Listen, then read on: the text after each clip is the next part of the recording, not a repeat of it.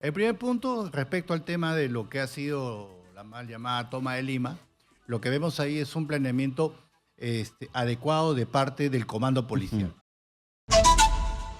Hablamos con Luis Herrera, ex jefe del Gabinete de Asesores del Ministerio del Interior, que se encuentra con nosotros aquí en los estudios centrales de Exitosa. Señor Herrera, ¿qué tal? Buenos días. Buenos días. Bueno, gracias por la invitación y lo que usted plantea es un hecho cierto para efectos del análisis. ¿Cuál es la diferencia? ¿Cuál es? Esa quiero saber. Ok.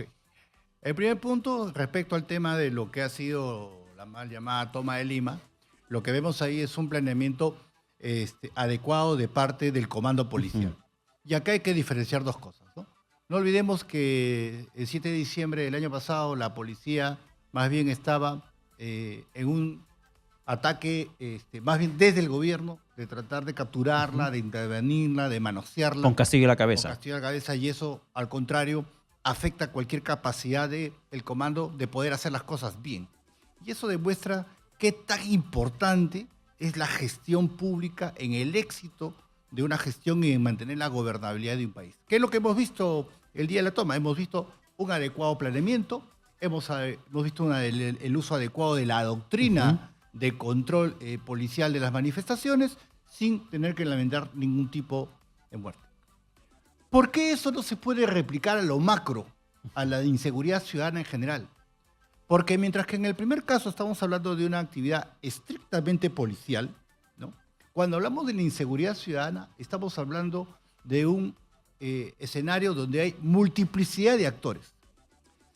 Para que sepan los oyentes, miren, desde el 2013 a la fecha, existen 17 políticas nacionales que tienen que ver de una Exitosa. u otra manera con la inseguridad Ujú. ciudadana, sea por el tema de control de fronteras, sea por el tema de migraciones, ¿no? Sea por el tema de la delincuencia juvenil, penales, etc. Entonces, ¿qué sucede ahí? Nos encontramos pues ante una multiplicidad de actores. Hay 90, y según todos los estudios, hay 96 factores de riesgo en materia de inseguridad ciudadana. Solamente 6 de esos factores tienen que ver directamente con la policía. El Ya. resto tiene que ver con el INPE, tiene que ver con el Ministerio Público, tiene que ver con el Poder Judicial, tiene que ver con el Ministerio del Interior, tiene que ver con PCM. O sea, el tema de la inseguridad ciudadana no es un tema única y Ujú. exclusivamente policial. Tiene que ver con una Hay multiplicidad de varios actores. actores. Así es. Ya. Entonces, ¿por qué no podemos controlar el tema? En primer lugar, por lo que se conoce la doctrina del manejo de la inseguridad ciudadana. Ujú. Mire, un hecho bien preocupante que ha pasado el día de hoy en el diario Página 12 de Argentina. El doctor Eugenio Zaffaroni, abogado del presidente Castillo, Ujú. ha publicado un artículo que dice la restitución de Pedro Castillo. ¿Por qué es importante este artículo? Aquí lo que él está haciendo es una defensa cerrada de lo que se conoce en el derecho penal como el modelo garantista.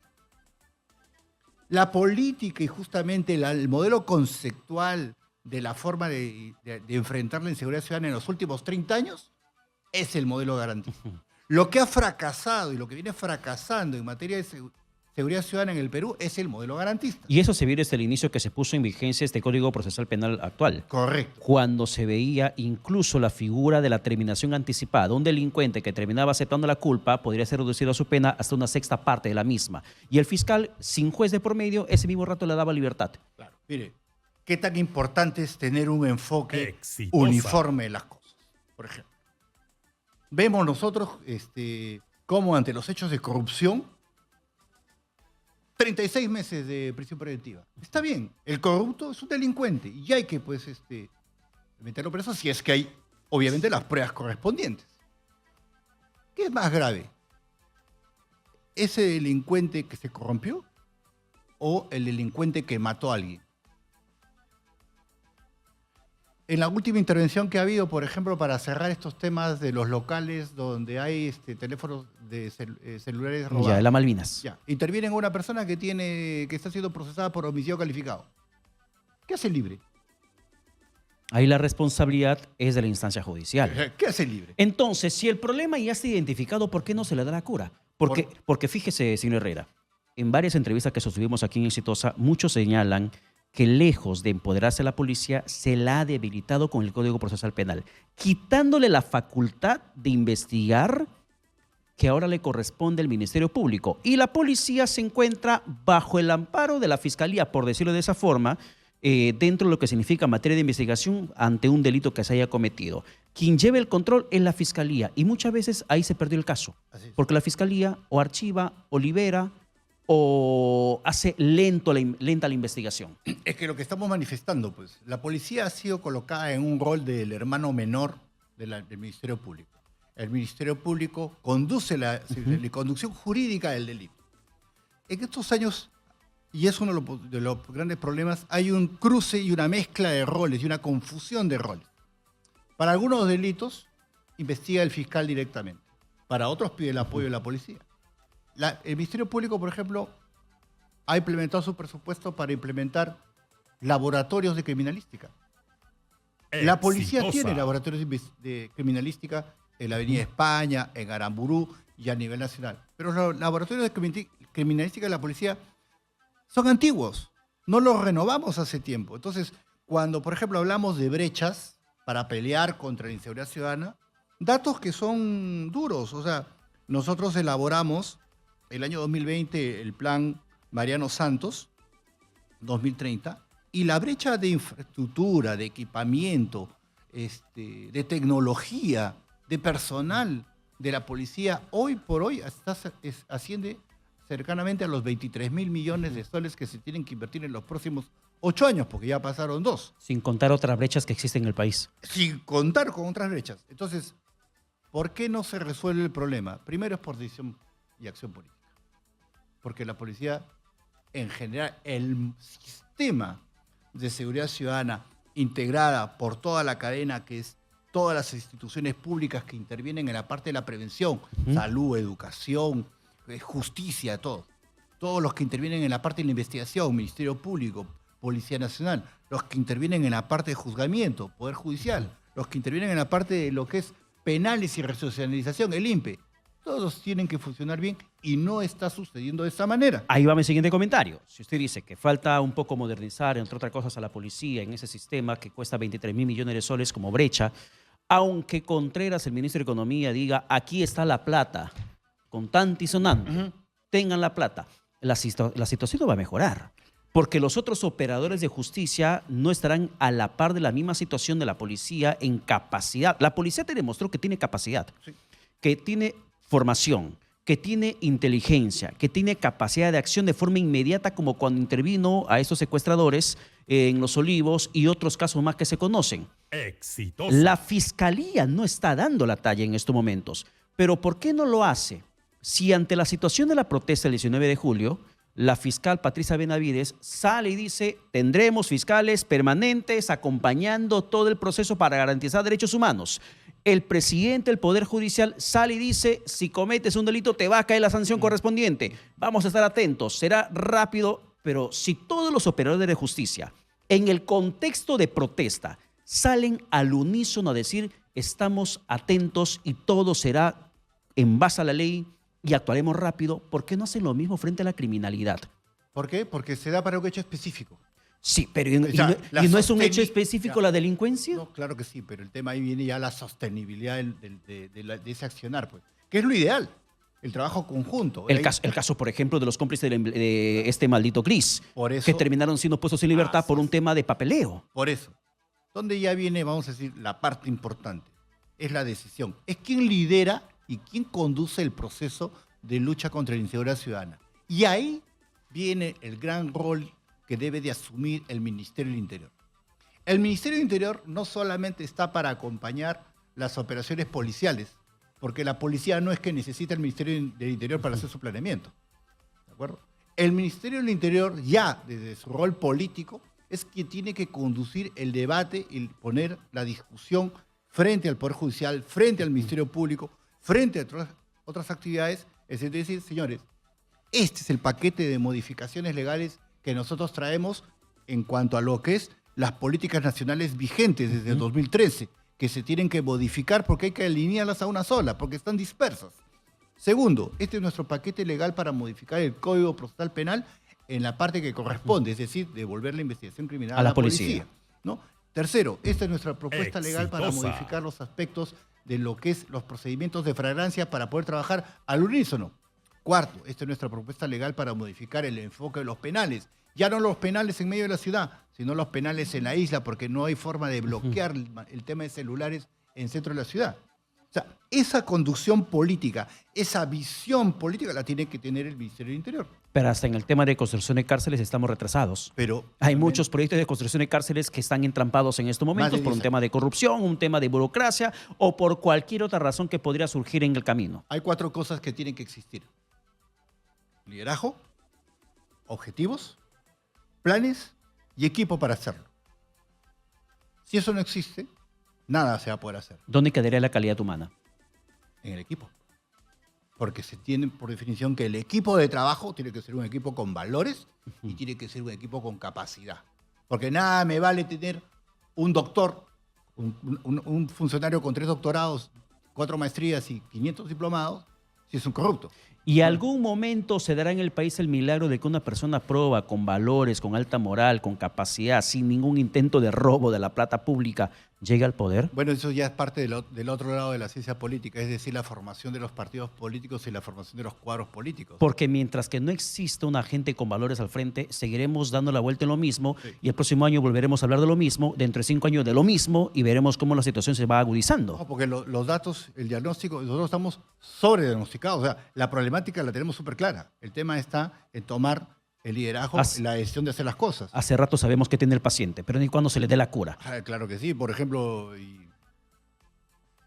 hace 2 días, ¿no? La señora Gutiérrez, que está en salud, con los cuestionamientos que tenga o no, pero sale a decir, oye, acá hay una presunción de corrupción en el tema de la venta de las ambulancias, en el tema de transferencia de dinero a una entidad pública.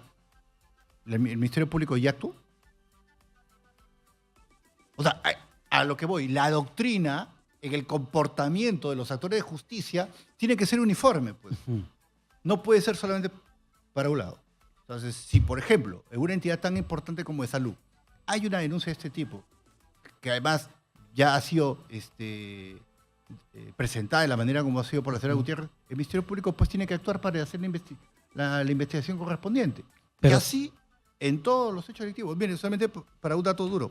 La incidencia delictiva en Lima, de enero a junio, 101.345 denuncias de delitos solamente en Lima.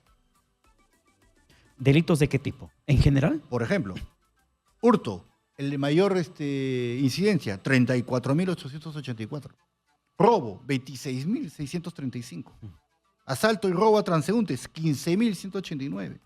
¿No? Robo de celulares, 13.000.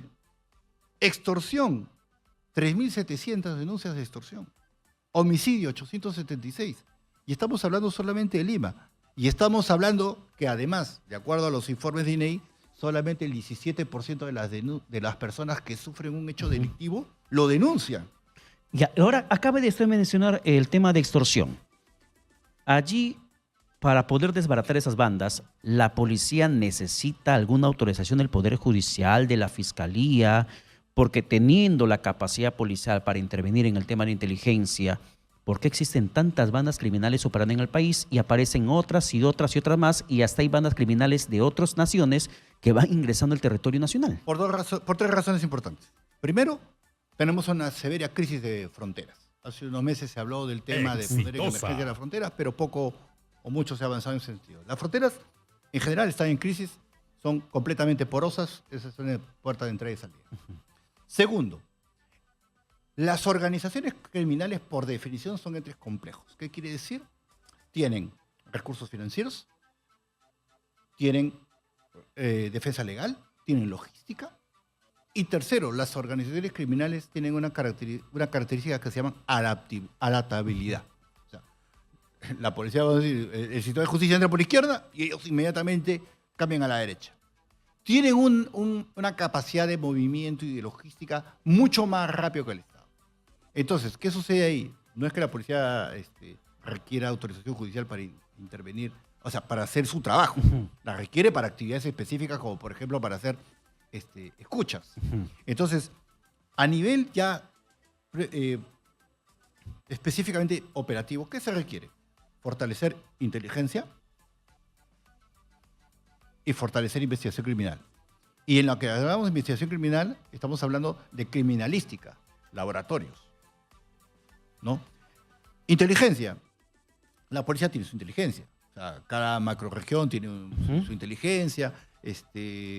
La Dirección de Criminalística tiene su inteligencia. La DICOCOR tiene su inteligencia. Todos tienen su inteligencia. Pero la inteligencia también... Y hay una DIRIN, que es la dirección.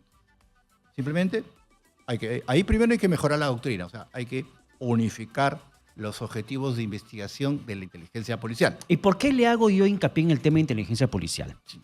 Porque ya hemos pasado de lo que es el simple hurto, lo que es antes te asaltaban con un cuchillo, con una navaja, pasó el arma de fuego.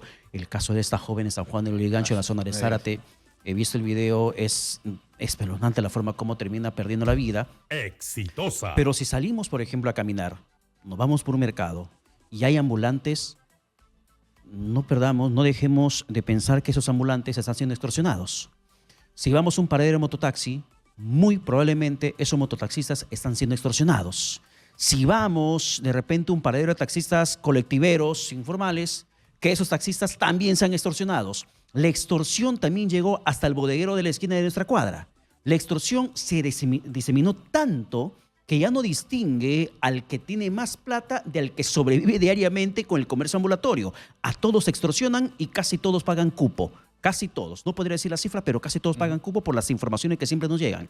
A ese nivel hemos llegado. Y la policía no tiene capacidad de intervenir, de mimetizarse en esos entornos. No es que no tenga capacidad. O sea, mimetizarse en esos entornos también son recursos. Existen recursos, no es que no existan. ¿De acuerdo? Entonces, por eso hablaba del tema de la necesidad de alinear primero la doctrina de inteligencia, es decir, lo que hablaba. Liderazgo, ¿no? Objetivos. Ok. Objetivo, bandas criminales. Existe inteligencia a nivel de lo que es el Ministerio del Interior que está orientada en lo que es organización criminal. Ya, ok. Entonces, desde el Ministerio del Interior, ok. ¿Cuáles son la doctrina y los objetivos que se plantean con el comando policial para luchar, por ejemplo, contra las organizaciones criminales que están relacionadas a lo que usted dice, extorsión, que es un delito? Tenemos organizaciones criminales que tienen que ver con trata de personas, ¿no? Que puede ser la misma y que tienen distintas ramificaciones. Organizaciones criminales relacionadas a la minería ilegal, ¿no? Organizaciones criminales relacionadas al narcotráfico. O sea, nosotros como país estamos observando de la manera más, quizás, silente el hecho del crecimiento de los sectariajes de servicio de drogas.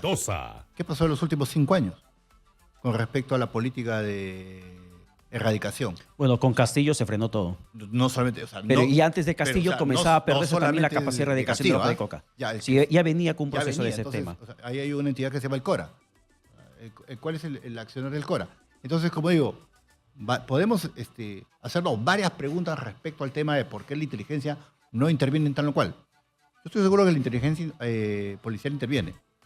Y producto de la inteligencia, de intervención de la inteligencia policial, vamos obteniendo los resultados que en los últimos meses la Policía Nacional operativamente también se ha adaptado. O sea, veamos en Trujillo, salen a asaltar en manada de motos, ¿no? Aquí, y estamos hablando, en el caso de Lima, sale la estrategia halcón cazador. O sea, la policía sale a patrullar también en gran cantidad de motocicletas, porque ya sabe que puede ser recibido por un grupo grande de delincuentes y armarse pues entonces no puede ir disminución. Hay mucho que hablar. Hay mucho que hablar, pero nuevamente, y con esto concluyo, todo se va a poder hacer siempre y cuando desde la cabeza a nivel político el enfoque sea el adecuado. Bien, muchísimas gracias. No, usted. Ha sido Luis Herrera, ex jefe del Gabinete de Asesores del Ministerio del Interior.